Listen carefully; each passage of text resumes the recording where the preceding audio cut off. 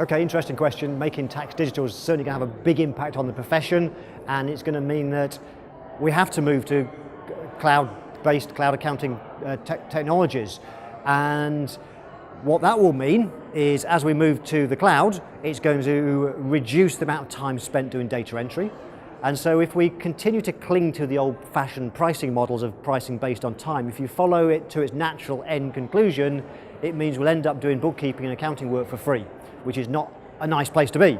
And yet the value's not changed. So it's more critical than ever before to now change our pricing model and start pricing based on value, because there is no link whatsoever between how long a job takes and the value to the customer. We've got to change those models.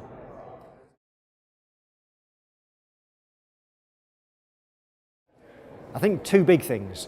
The first thing stopping accountants getting the right price and bookkeepers is a big myth. And the myth is that we believe our clients are price sensitive. And that's absolutely not the case. Some research was done some years ago by behavioural economists, and they found that roughly about 1 in 5 people in society are price sensitive. And they are not the clients of a bookkeeping or accounting firm. They would be people like, if you imagine the little old retired lady or man who've got plenty of time on their hands, and at the weekend they collect all the free newspapers, go through them meticulously armed with a pair of scissors to cut out the 3p off butter. They're price sensitive. They are not in the client base of accounting and bookkeeping firms. And if you look at the sorts of clients, entrepreneurs, if you think about the sorts of things they buy, most people's client base includes people who buy coffee from Starbucks. Well, there's cheaper ways of getting your coffee fixed, so by definition, if you buy coffee from Starbucks, you cannot be price sensitive.